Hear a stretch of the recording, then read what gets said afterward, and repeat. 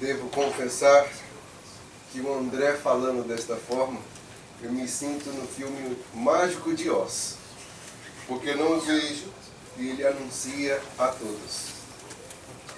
Queridos amigos, no Ideal Espírita, formulamos votos de paz e harmonia.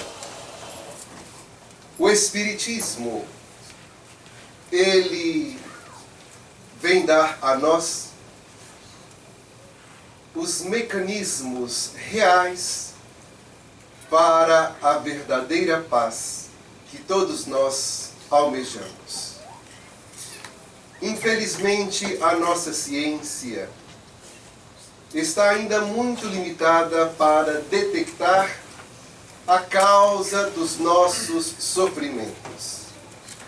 Toda vez que alguém está passando por uma quadra difícil, seja ela psicológica ou física, a ciência aplica a metodologia do reducionismo.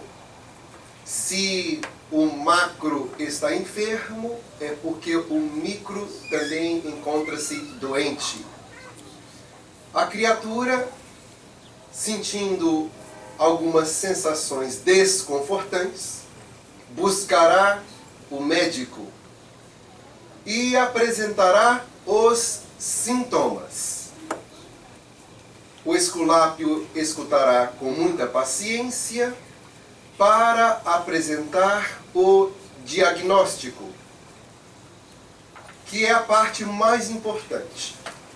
Porque se alguém identifica um problema e a causa é errada, vai também prescrever a medicina errada.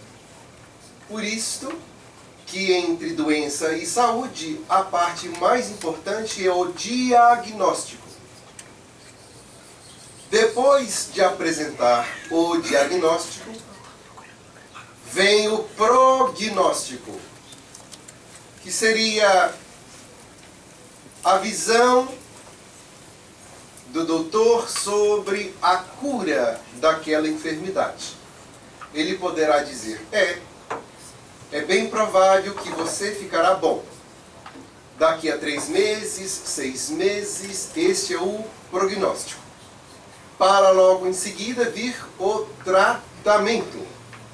O tratamento é a parte na qual ele vai dizer exatamente o que temos que fazer.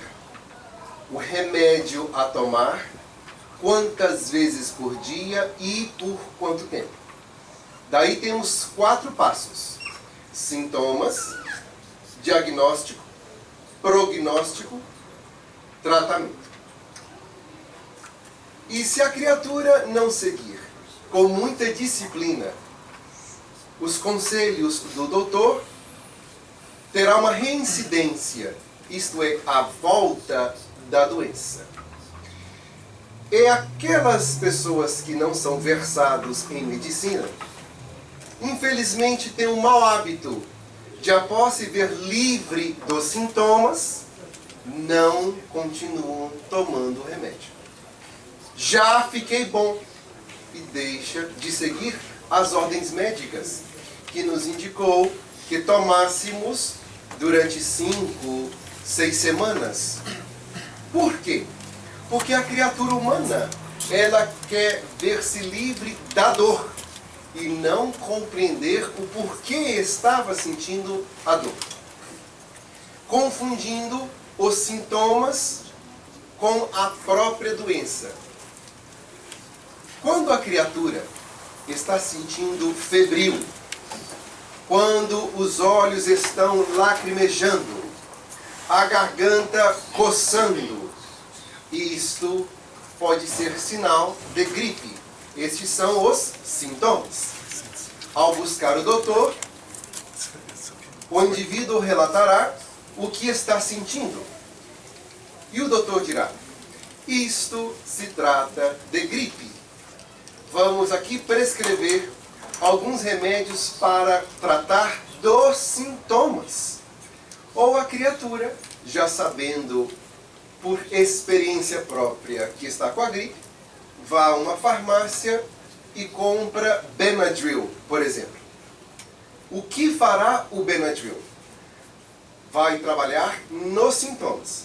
A criatura deixará de sentir-se febril, não terá mais olhos lacrimejantes e continuará trabalhando. No entanto, o Benadryl não está trabalhando na causa da doença. Porque a causa da gripe é um vírus que está sempre metamorfoseando. Daí a criatura todo ano tem que tomar uma vacina diferente, porque o vírus ele metamorfoseou, modificou-se de forma, e agora os métodos para combatê-los são diferentes. O nosso sistema imunológico, estando adequadamente forte, vai trabalhar contra as doenças.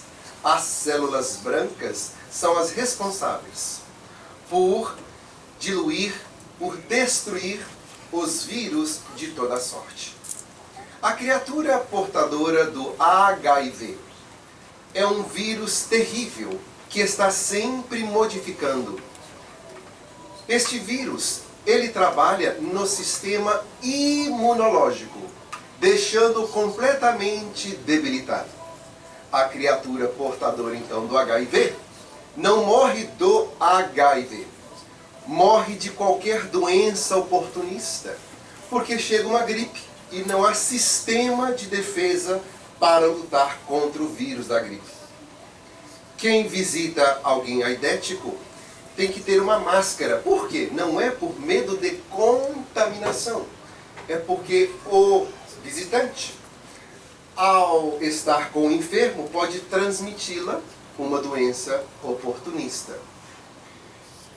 A causa da doença é o vírus. A solução é um sistema imunológico forte. Existem vários tipos de doença. E uma das mais terríveis é o câncer.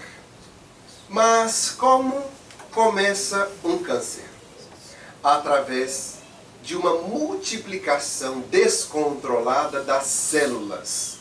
Porque o nosso corpo está constantemente sofrendo multiplicações celulares através da siciparidade de cada célula.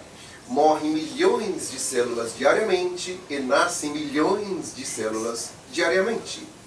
Mas esta multiplicação é controlada pela sabedoria do nosso organismo, que a natureza levou 2 bilhões de anos para formar. Mas quando existe uma multiplicação de células descontroladas, surge então o tumor.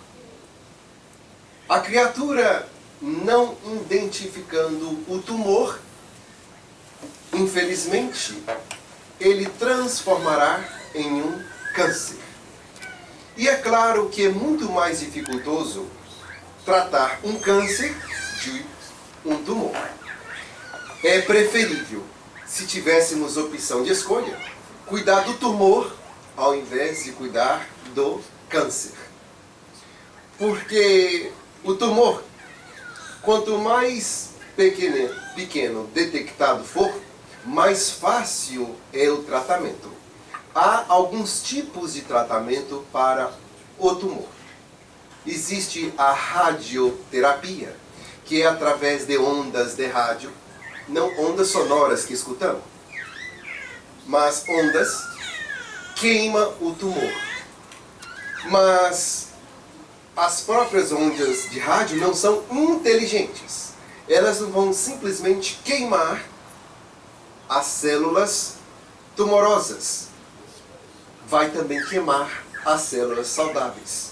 Daí o indivíduo, num tratamento de tumor, sente uma imensa dor. Pode também tratar-se com quimioterapia. Mas a quimioterapia também não é inteligente. No processo de matar o tumor, também vai matar células saudáveis. Daí, se você conhece alguém que passou por um tratamento quimioterápico, detectou o quanto foi difícil para aquela criatura passar pelo tratamento, porque o cabelo caiu, a pessoa constantemente tinha ânsias de vômito. É um mal terrível, porque no processo de matar as células com tumor, também mata as células saudáveis. Por isto seria mais conveniente ser tratado do tumor do que de um câncer. Mas o tumor não detectado vai transformar em um câncer. E perguntamos, o que isto tem a ver com a nossa vida pessoal? É porque existem diferentes tipos de tumores e diferentes tipos de câncer.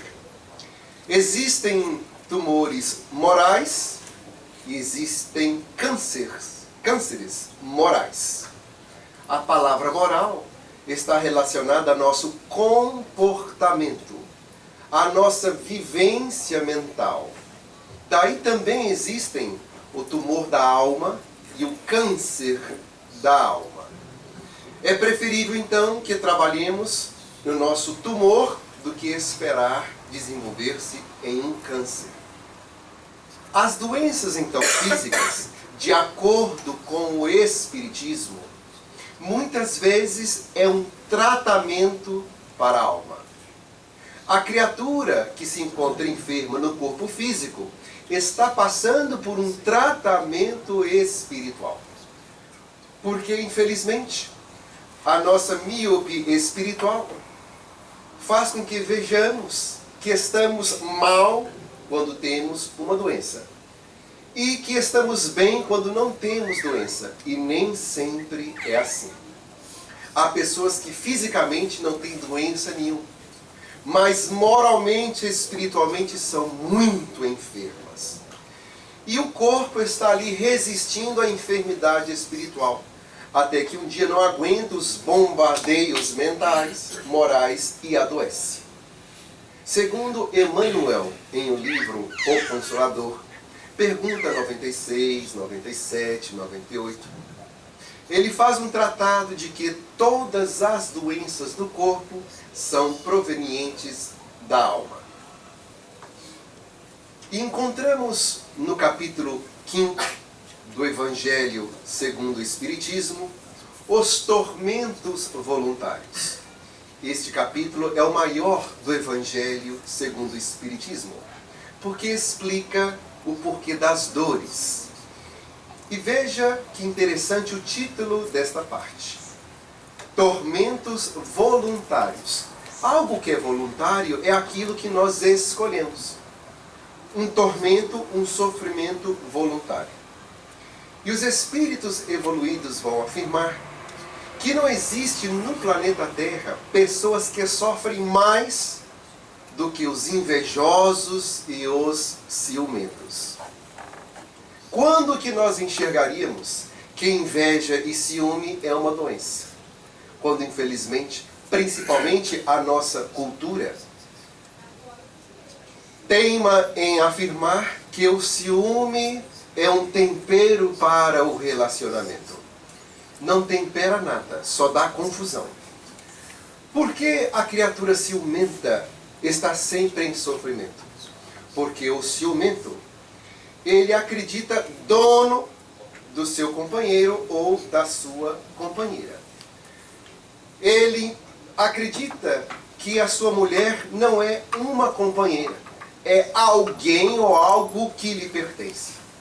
O homem ciumento refere-se à esposa como um objeto. Aqui está o meu carro, o meu controle remoto, o meu DVD player, a minha esposa, o meu cachorro, e assim sucessivamente. Ela é algo que lhe pertence. E por que ele está constantemente sofrendo? Porque se a esposa não está do lado, ele já está elucubrando, imaginando o que ela não deve estar fazendo com outra pessoa. Para o ciumento não há explicação que atende os seus caprichos de pessoa enferma. Suponhamos que ela chega do trabalho todos os dias às 5 da tarde. E um dia ela fica presa no tráfego e chega às 5h30.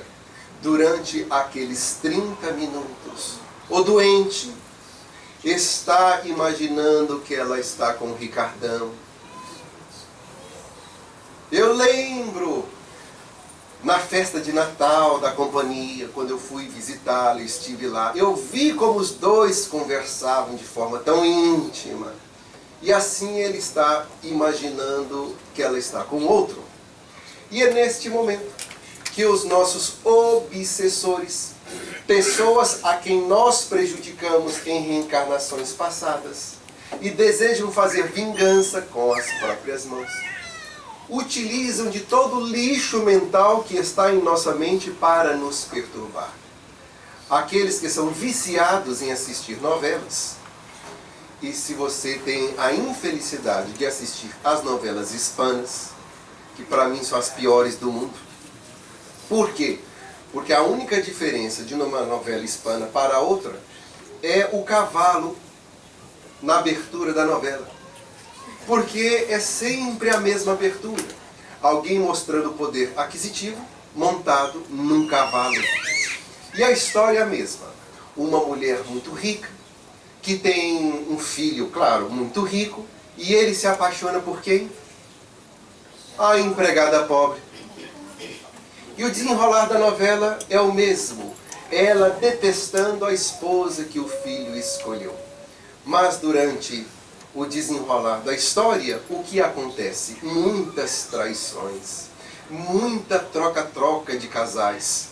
E a criatura vai enchendo a mente com este lixo mental. Filmes terríveis. Há tantos filmes lindos que nos emocionam. Filmes que nos elevam, mas há filmes de traições terríveis. E vamos enchendo a mente com lixo mental. No momento que estamos em condições similares ao do filme, o que acontecerá? Ao invés de enxergarmos os atores do filme em nossa mente, vamos enxergar a nossa esposa com outro, o nosso esposo com outro. Quando formos dormir, nos desdobrar do espírito, saímos. E agora o obsessor vai apresentar a mesma cena da novela, mas não vai estar lá os atores, vai estar lá o nosso esposo, a nossa esposa. Vamos então ficarmos loucos. Daí, durante aqueles 30 minutos, o cidadão está com a mente 1000 por hora. Quando ela chega, ele já começa a gritar, a esbravejar. Aonde você estava? Eu já sabia. E a coitada não tem nem tempo de explicação. No próximo dia, ela está tão tensa para poder chegar em casa, que ela corre e chega não às 4h30 no horário habitual, mas às 4h15. Quando ela abre a porta, acreditando que ele vai estar feliz, o que é que o enfermo mental pensa? Nem foi trabalhar. Passou o dia todo no motel com ele. Por isso que veio mais rápido. Veio direto do local para casa. No outro dia ela não sabe o que fazer, porque se chega tarde é briga, se chega cedo é briga. Ela então às 4h28 do outro dia fica 5 minutos esperando dentro do carro. Vai entrar às 4h30, certo? E quando ela abre a porta, é mais uma outra confusão. Você chegou hoje no horário só para consertar o que você fez durante esses 2 passados dias. Não há escapatória quando está com alguém enfermo do ciúme. E o invejoso? Como ele sofre? O invejoso é aquele que fica infeliz com a felicidade das outras pessoas. Ele não suporta que outras pessoas tenham aquilo que ele acredita lhe faltar. Segundo Joana de Ângeles, nós temos tudo aquilo que precisamos, não necessariamente o que nós queremos, que é bem diferente. E tudo aquilo que acreditamos faltar hoje é porque no passado nós abusamos, por isso que hoje nos falta. Por que nos falta? Deus está punindo-nos? Absolutamente não. É porque nesse nível espiritual que nos encontramos, para darmos valor às coisas, é necessário que seja-nos retirado.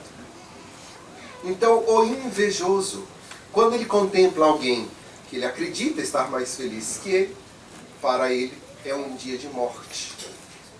É infeliz. Suponhamos que o invejoso, ele acredita que é um bom cantor. Quando ele encontra alguém que é mais cantante do que ele, pronto, já é motivo de muito sofrimento. Então, estas duas criaturas, o ciumento e o invejoso, segundo o Evangelho, segundo o Espiritismo, capítulo 5, são os que mais sofrem no planeta Terra.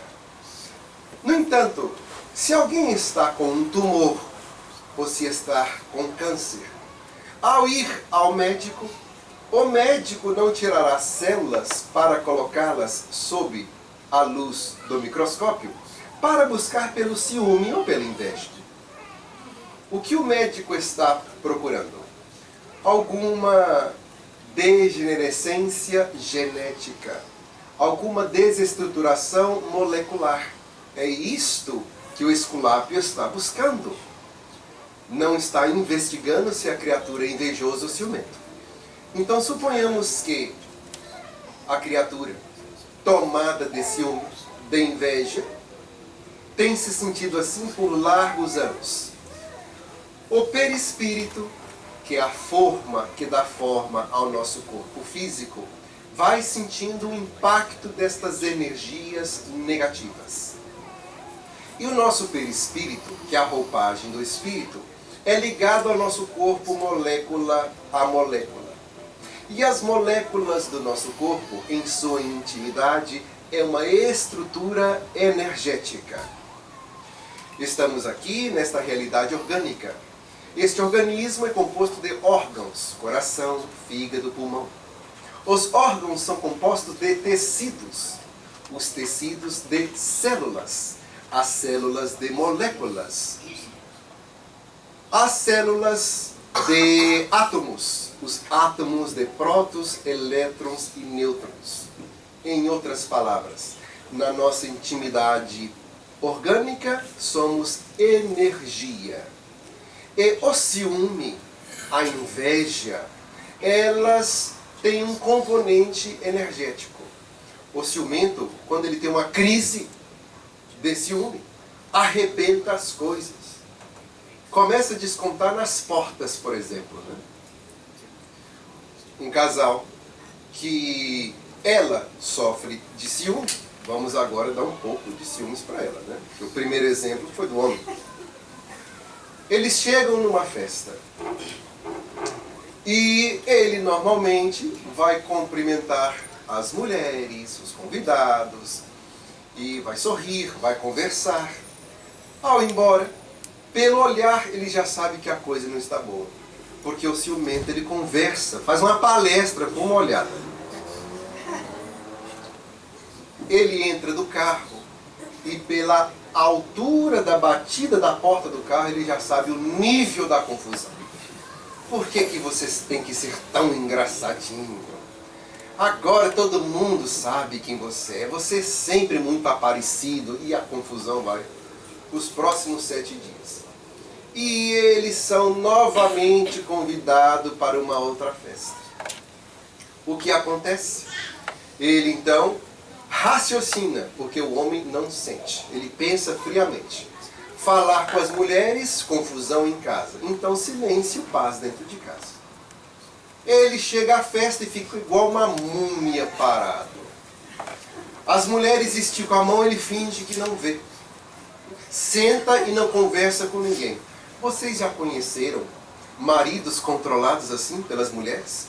Você vê que a criatura quer conversar, mas não pode. Fica como um cão na esquina da festa, com medo da criatura. Veja, como que a gente ainda é enfermo. Queremos que as pessoas nos temem ao invés de nos amar. Aquele que é objeto do ciúme pode realmente temer, mas amar é muito difícil. Então pode obedecer, mas querer com amor fica impossível. Então fica num canto. E as mulheres chegam para cumprimentar, ele começa a contar caranguejo, andando pelo teto. E sai contente da festa, entra dentro do carro, está tudo tranquilo, e mais uma vez a porta do carro. Tá! Mas não é possível. O que é que eu fiz de errado? E ela então vai dizer, mas por que você tem que apresentar esse ar de misterioso?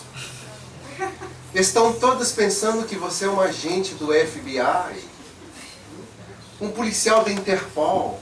Estão todos agora mais curiosos para te conhecer. Em outras palavras, você queria que eu chegasse lá pulando, igual um macaco, igual um palhaço? Não há escapatória para quem tem esse ciúme. Então esta criatura, constantemente enciumada, terá acessos. Bate na porta, em casa, briga, bate. É energia que está saindo daquela criatura. Esta energia, ela danifica a estrutura energética de nossas moléculas. E a pessoa vem então adoecer.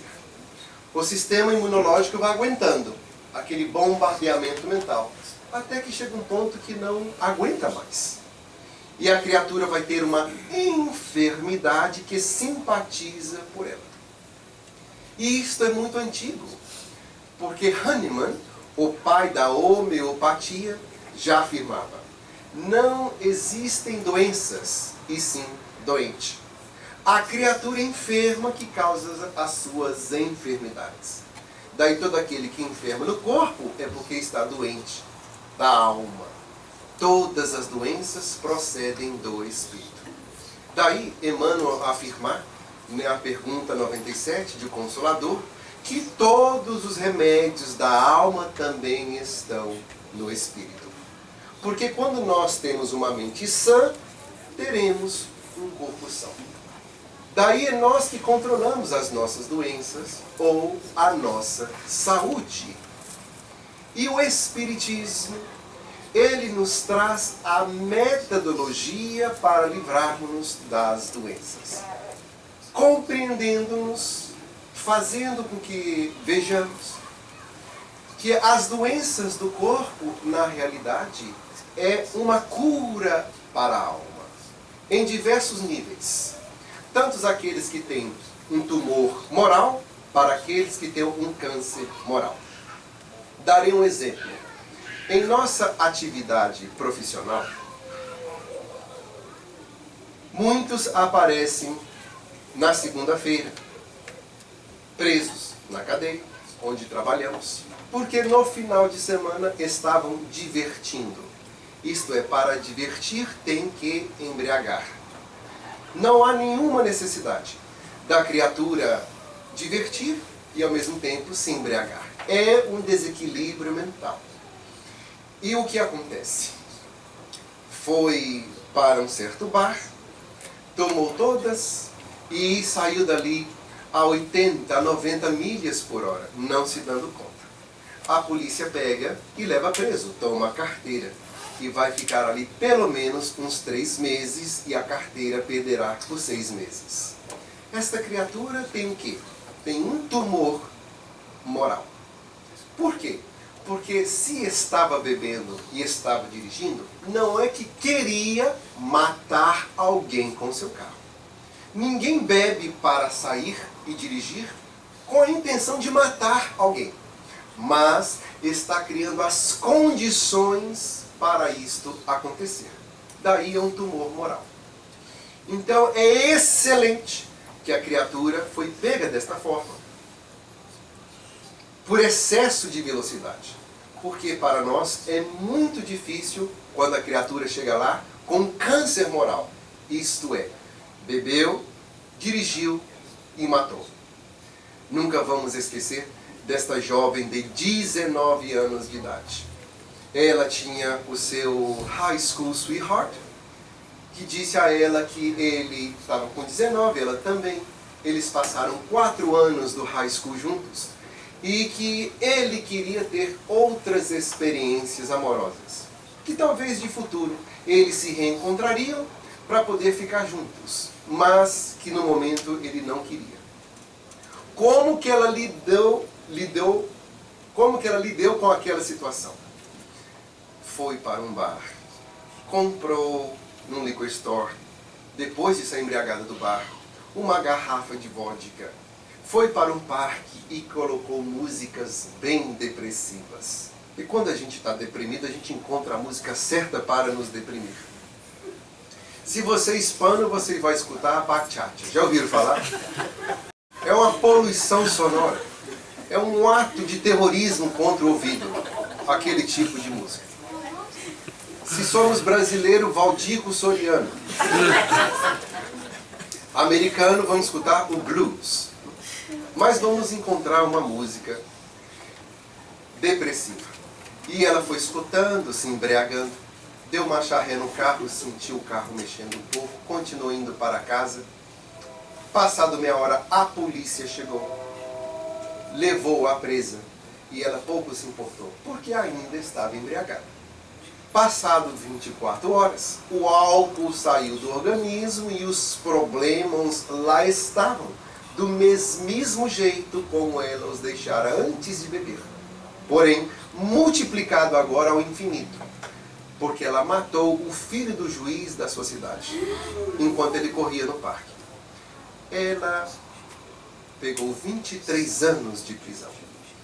Ela estava com 19, vai sair com 42. Esse é o câncer moral, de tratamento muito largo. Então, antes, se ela fosse pega de uma outra forma, e ali estivesse por 5, 6 meses. Porque o sofrimento modifica a nossa percepção de vida. As criaturas, de forma geral, são muito teimosas. Afirma-se de forma errônea que se chega no Espiritismo pelo amor ou pela dor. É uma frase equivocada. Porque ninguém chega amando uma coisa que desconhece. O amor é um processo que cresce da amizade, da intimidade, da confiança. É um processo. E talvez a gente chega porque estávamos com dor e alguém perto de nós, espírita, muito tranquilo, paciente, resignado, diante de suas próprias dores, dissemos, mas vou lá para ver o que faz o meu amigo tão bom. Então foi a curiosidade, segundo o mestre leonês Allan Kardec. Chegamos pela curiosidade. Mas, de fato, nós crescemos ou pelo amor ou pela dor. Crescer, sim. Evoluir, sim. Por quê? Qual que seria o caminho do amor para crescer? O que estamos fazendo aqui agora? Estamos juntos aprendendo a evoluir. Causa aos seus ouvidos algum tipo de dor em escutar o que estamos apresentando? Ler um bom livro causa alguma dor? Escutar alguém mais experiente do que nós sobre as leis da vida causa alguma dor física? É óbvio que não. Então, por amor a nós mesmos, vamos selecionar o caminho que é melhor para nós. E isto é evoluir pelo amor. Agora, pela nossa teimosia, não escutamos as pessoas. Não lemos sabendo que já devíamos estar estudando. E quando vamos parar para escutar, não prestamos atenção. Aí, a dor vai vir resolver exatamente o que o amor estava tratando de ensinar, segundo Joana de Ângeles. Existe o livro Há 2000 anos. Que romance belíssimo! Nesse livro, o orgulhoso senador Públio Lentulus, ele tem um encontro com Jesus Cristo. E nesse encontro, ele é apresentado esta oportunidade. Evoluir pelo amor ou pela dor. Porque ele vai encontrar Jesus Cristo porque a sua filha estava com uma doença dermatológica terrível. Na época considerada a lepra, hoje hanseníase. E ele foi às escondidas buscar Jesus. Pelo orgulho, como que ele, um senador representante do Império Romano, estaria se encontrando com um filósofo na rua? Então Jesus Cristo disse a ele que ele ganharia muito mais se o buscasse no público e não às escondidas. E que daquele ponto em diante, ele teria a oportunidade de evoluir, de crescer, amando, aceitando-o publicamente, em outras palavras, transformando-se moralmente. Mas o orgulho foi mais alto.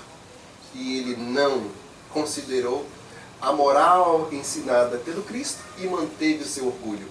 E pelo orgulho, não foi um sofrimento imposto por Deus. Não foi um castigo da vida. Foi escolha sua. Pelo orgulho, ele foi fazendo escolhas terríveis, que o levou a muitíssimo sofrimento. No entanto, a sua esposa Lívia, ela escolhe o caminho do amor. Então, ela está num ponto espiritual hoje muito elevado.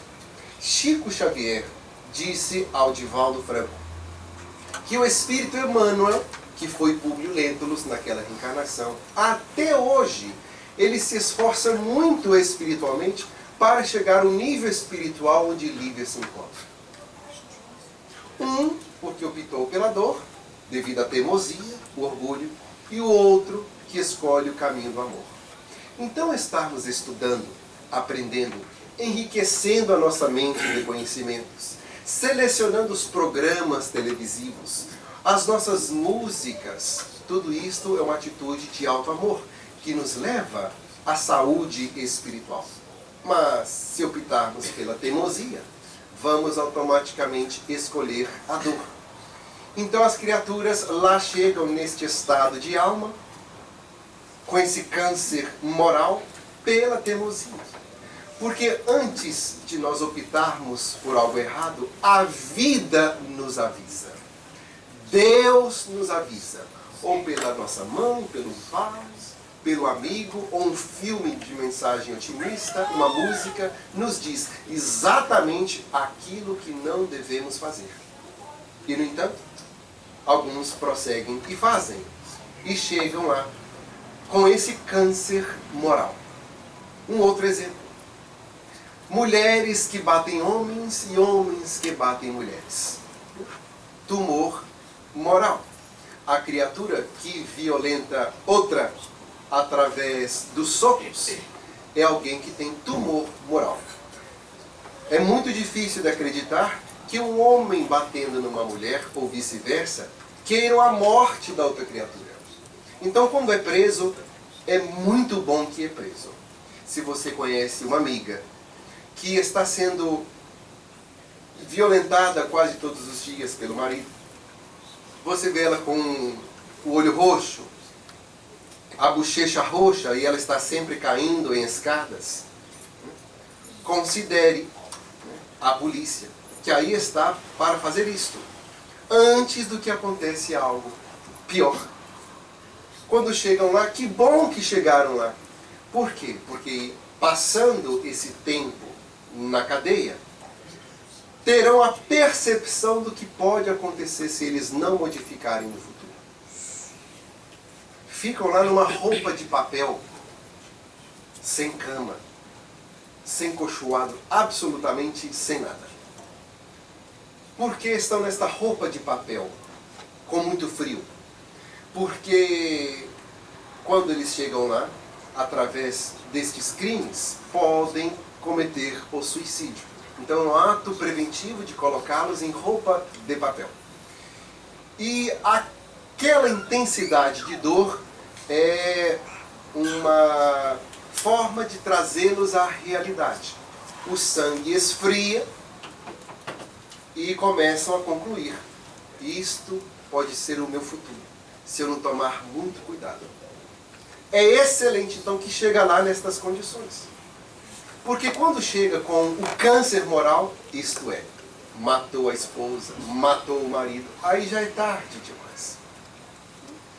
E é sempre o ciúme, principalmente homens. Outro caso célebre lá, este nunca mais esquecerei, de uma mulher que estava com seu esposo, ele com 52, ela com 47, só que ela muito bem cuidada, estava fisicamente mais bem tratada do que ele, e ela decidiu trocá-lo por um de 25. Porque quando é o contrário, achamos normal, mas foi ela. E é claro, ele, muito ciumento, ela não era uma companheira dele. ela pertencia a ele. Ele passou com um carro por cima dela. E pegou 55 anos. Então, um câncer moral. Antes de nós termos estes cânceres morais, os espíritos, eles às vezes provocam doença em nós, física, para despertarmos para a nossa realidade. Se estamos a ponto de fazer um erro muito grande, vem uma dor em escala menor, não para nos punir, não para nos castigar, mas para nos fazer refletir. O espírito Humberto de Campos, no livro Reportagens de Além Túmulo, ele fala de um homem que era casado, tinha filhos, muito responsável, trabalhador, um tarefeiro na seara espírita. E que, paulatinamente, uma pessoa foi se aproximando dele. E durante um ano ele foi aguentando a resistência daquela mulher. Uma mulher muito coleante, sensual. E ela dizia: mas meu amor, eu não quero retirá-lo de sua família, muito menos dificultar os seus afazeres espirituais. Você é um coração tão bom, tão amoroso, que eu quero que você divida um pouquinho comigo esse amor todo que você tem. E com argumentos fortes como este, foi quebrando as resistências morais. E o espírito familiar, alguém que gostava muito dele, sempre tentava durante o sono conscientizá-lo: não faça isto. Esta mulher, ela é um instrumento da inferioridade para tirar-lhe do bom caminho, sempre tentando inspirá-lo. Mas teve um ponto que ele não aguentou mais e disse a ela: olha, você ganhou. Amanhã eu vou alugar um apartamento e lá nós dividiremos esta nossa felicidade. Você está sabendo que eu não vou deixar minhas tarefas, muito menos a minha família. Vou dividir o meu amor com você. E foi para casa, viu a esposa como se nada houvera acontecido e dormiu. Quando ele dormiu, esse espírito familiar que gostava muito dele estava desesperado. E subiu até o mais alto, nas esferas superiores, para pedir um conselho. E conseguiu falar com o anjo guardião dele. O anjo guardião dele, claro que sabia de toda a história, mas estava acompanhando. Porque o espírito familiar também estava aprendendo a grande tarefa de proteger. E disse: olha, eu já tentei de tudo, mas amanhã ele vai concluir a loucura de abandonar a família, de trair a esposa. O que você me aconselha? Então o anjo guardião refletiu e disse: olha, para esse tipo de caso, só a enfermidade curadora. Para este tipo de caso, apenas a enfermidade curadora. Mas, como assim? O espírito evoluído, o anjo guardião, aplicou passes na região estomacal e provocou uma cólera aguda. O protegido acordou aos vômitos. De manhã ele estava com a pele marmórea, pronto para morrer. Espírito evoluído causando a doença. Compreenderam? E ele não conseguiu trabalhar, é claro. Veio o médico, atendeu e disse que ele estava às vascas da morte. A esposa muito preocupada e ele aguentando. E claro que a bela coleante foi visitá-lo, que era amigo da família. E quando viu aquela múmia, feio, claro que a energia libidinosa abaixou. E ela desapareceu. E assim ele ficou pelos próximos 6 meses. Conseguiu livrar-se da cólera e também da tentação de ordem passional. Veja como a enfermidade não foi curadora. Imagine se aquele indivíduo abandonasse a família, a tarefa, em função de uma paixão. A palavra paixão tem a mesma raiz da palavra patologia, que significa doença. Está apaixonado, está enfermo. Então, ele, concluindo aquilo, seria para ele, espírito, uma dívida enorme a resgatar. Um outro caso também de Humberto de Campos. Uma mãe que via o seu filho acamado há anos. O título dessa leitura chama-se A Prece Modificada. O filho acamado, as pessoas visitavam, ele acamado prestava conselho às pessoas, não podia mexer as pernas, era relativamente bom. E a mãe tanto trabalhou, tanto se esforçou, e claro que ela, por ser mãe, pedia a cura do filho. E os espíritos, por ela, não por ele, concederam a cura. Vieram e com passes no plano espiritual, restauraram a saúde. E o jovem agora pôde andar, caminhar, ir para todos os lugares que ele desejava, principalmente a casa de jogos. E foi jogando o que tinha. Depois que jogou o que tinha, roubou um cheque do tio e a polícia prendeu. Quando ele saiu, roubou da própria mãe, roubou pertences da casa para poder vender e jogar. Quando a mãe foi para reclamar, ela já não aguentava a situação, 6 meses. O filho esbofeteou a própria mãe. E ela, em prantos, não podia acreditar. Naquela noite, ela genuflexiona de novo e diz: Senhor, eu nunca pude imaginar que um dia eu pediria por isto, mas por favor, adoece o meu filho de novo. É a prece modificada. E na próxima manhã, ele acordou acamado. Porque aquela enfermidade era uma cura espiritual, para que ele pudesse ver-se livre do vício. Então, o Espiritismo, ele nos dá essa percepção. Tudo aquilo que é aparente mal, para nós não é o mal. Para nós é um bem, porque Deus não está contra você. A vida não está contra você, é a seu favor. O que nós rotulamos como problema, nada mais é do que a oportunidade de aprendizado, que sem eles ficaríamos sempre no mesmo patamar espiritual. Deus está concedendo uma oportunidade da real felicidade. Joana de Ângeles, por Divaldo Franco, no livro Libertação do Sofrimento, ela fala de curas aparentes e de curas reais. As curas aparentes são essas que são feitas nos corpos, porque o indivíduo continua enfermo. A cura real é aquela que apenas você pode realizar, transformando-se moralmente. Daí a doença e o remédio estão dentro de nós. Com a tua mente, com a transformação moral, você vai se ver livre de suas tentações, de suas doenças. Mas, para nós, é muito mais fácil receber a cura de fora do que transformarmos por dentro. Por quê? Porque para vermos falsamente curados por fora, é alguém que vai fazer o esforço. Para vermos a real cura, é uma transformação moral. E isto requer muita força, muita estrutura psicológica.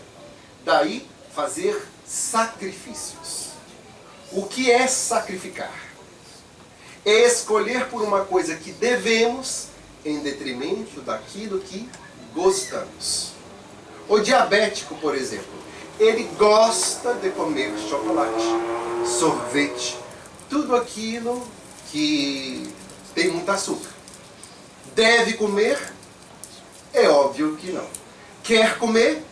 Sim. Então, o que é o sacrifício? Escolher por uma coisa que devemos em detrimento daquilo que queremos. Ele tem que comer saudável. Ele quer comer açúcar, mas deve comer algo diferente. Isto que é sacrificar. E a evolução não acontece sem o sacrifício. Porque quando nós amamos a nós mesmos, vamos escolher o que é melhor. Nem sempre aquilo que gostamos, mas é o que devemos fazer. E às vezes sacrificamos os nossos próprios interesses para fazer outras pessoas felizes. E o Espiritismo nos ensina, repetindo Jesus, que a nossa felicidade está na razão direta da felicidade que proporcionamos às outras pessoas. Quanto mais felizes fazemos as outras pessoas, mais felizes ficamos. Porque nós passamos a ser um conduíte da força amorosa de Deus, que antes de chegar na pessoa, nos beneficia. Conta, para encerrar, certo, Marcos? Que um jovem de 14 anos de idade, ele estava na sua festa de escola. E havia uma belíssima menina que chamava a atenção de todos. E ela, por ser muito social, dançava com um, conversava com o outro. E ele, igual vara verde, tremia no canto do salão de festa. Sequer imaginava a possibilidade dela dançar, mas como ele desejava, como ele queria. E passou 2 horas e meia criando coragem para chegar perto dela. E, claro, que já imaginava todas as respostas negativas. Isso para mim vai ser uma humilhação. Ela vai dizer não. Como que eu vou aguentar este não? O que eu vou dizer? A mente a 1000 por hora. Até que acabou a festa. Ela foi passando e falou, meu Deus, se não for hoje, não vai ser nunca. Explodiu verbalmente. Quer tomar um café comigo? Ela olhou e disse sim. E ele foi embora. E deu-se conta, ela disse sim. Voltou, você disse sim? Sim. Vamos tomar um café. Nem ela sabia o que disse sim, mas disse. Saíram dali e foram num diner mais próximo. Ele não sabia o que fazer com os joelhos, que batia tão forte. Sentou, e como ela não podia ver as pernas dele, ele sentou com as pernas bem abertas, para não bater um no outro. A mão tremia, então ele colocou por baixo. E não sabia para onde olhar, se olhava para ela, e ela perguntava, mas o que é que eu estou fazendo aqui? Porque eu disse sim. E veio a garçonete, vão tomar alguma coisa? A única palavra que saiu da boca dele, café. E ela, café. E ali ficaram aqueles 5 minutos constrangedores, que para ele era 5 horas, porque ele não sabia o que falar. Ela me perguntando, mas o que é que eu estou fazendo aqui com este garoto? Veio a garçonete, colocou o café, e mais alguma coisa, e ele disse, sal. E a menina olhou, sal? É, sal. Por favor, para mim açúcar. E ela colocou açúcar, falou, mas você toma café com sal? Sim. Mas por quê? Que coisa mais esquisita. É porque quando eu era mais pequeno, a minha mãe e o meu pai levantavam cedo para preparar o café para mim. Naquela época morávamos na beira da praia. Então a marisia do mar chegava até a janela e tomávamos aquele café sempre com o aroma do mar. Por isso que eu gosto de tomar café com sal. E ela disse, mas nossa, que rapaz sensível. Eu posso contar todos os meus segredos femininos para ele? Ele vai saber me entender. E foi contando, ele foi contando daquela amizade. Nasceu um amor lindo e eles se casaram. E viveram 55 anos juntos. E claro que ele partiu antes. E um dia ela arrumando os pertences, tirando a roupa, a parte mais difícil do dizer o até logo, ela encontrou uma carta. Era uma carta dele endereçada a ela. Ele abriu a carta, ela abriu a carta e começou a ler. Do seu amor, do seu carinho, de como ela era especial, era a razão do viver dele, que por isso, que agora que ele estava perto da morte, ele tinha que confessar um segredo. Ela fechou a carta, mas meu Deus, será que ele teve outra? Não é possível? O que aconteceu? Abre de novo e ele diz, eu menti para você uma vez. Eu nunca menti, mas apenas uma vez. Você lembra? Há mais de 65 anos atrás, estávamos tomando café. Foi a primeira vez, o nosso primeiro encontro. Ela disse, sim, eu lembro perfeitamente. E viu o encontro na mente. Pois bem, meu amor, aquele dia eu não queria pedir sal. Eu queria pedir açúcar mesmo. Mas eu estava tão nervoso que você aceitou o meu pedido, que ao invés de falar açúcar, eu disse sal. E como eu contei aquela história, que é uma mentira também, eu tive que passar a vida toda tomando café com sal. E encerro esta carta de amor afirmando que não havia melhor café neste mundo. Sacrificar-se para beneficiar uma outra pessoa em nome do amor. Assim acontece a evolução. Os espíritos que nos amam eternamente, sempre dando-nos conselhos, vêm, através das mãos apostólicas de Chico Xavier, apresentar uma síntese das leis da vida em um poema intitulado Marchemos. Em outras palavras, caminhemos para frente, olvidemos do passado, sigamos passo firme para o futuro. Nas palavras de Castro Alves, um jovem que apenas com 24 anos de idade, ele se notabilizou com um livro intitulado Espumas Flutuantes, escrevendo sobre a libertação dos escravos.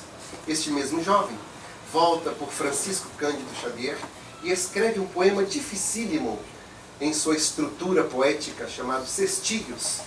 Esse poema de linda beleza, que afirma: há mistérios peregrinos, no mistério dos destinos que nos mandam renascer.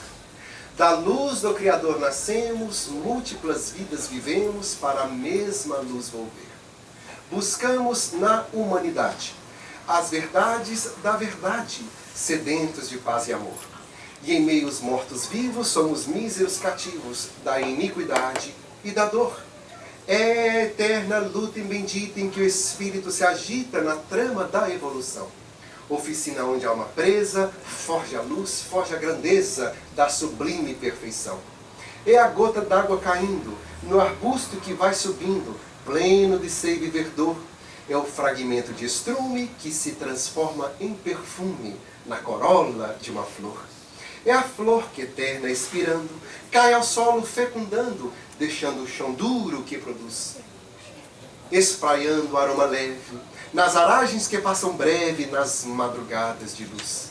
É a rija bigorna o malho, pelas fainas do trabalho, a enxada fazendo pão. É o escopro dos escultores, transformando pedra em flores, em carraras de eleição. É a dor que, através dos anos, dos algozes e dos tiranos, anjos puríssimos faz, transmutando neros rudes em arautos de virtudes, em mensageiros de paz. Tudo evolui, tudo sonha, na imortal ânsia risonha de mais subir, de mais evolucionar. A vida é esplendor, Deus somente é o seu amor, o universo é o seu altar. Na terra às vezes acendem radiosos faróis que esplendem dentro das trevas mortais. Suas rútilas passagens deixam fulgores imagens em reflexos perenais. É o sofrimento do Cristo, portentoso jamais visto no sacrifício da cruz, sintetizando a piedade, cujo amor pela verdade nenhuma pena traduz. É Sócrates e a cicuta, é César trazendo a luta, tirânico e lutador. É Celine com sua arte ou Sabre de Bonaparte, o grande conquistador. É Anchieta dominando, a ensinar catequizando o selvagem infeliz. É a lição de humildade, de extremosa caridade do pobrezinho São Francisco de Assis.